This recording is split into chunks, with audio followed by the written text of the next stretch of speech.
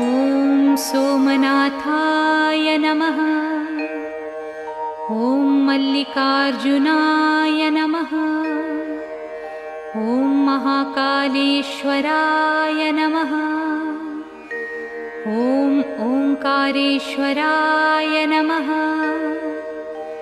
ॐ वैद्यनाथाय नमः। ॐ भीमशंकराय नमः। ॐ रामेश्वराय नमः। ॐ नागेश्वराय नमः। ॐ विश्वेश्वराय नमः। ॐ त्र्यंबकेश्वराय नमः। ॐ केदारेश्वराय नमः। ॐ भुस्मेश्वराय नमः।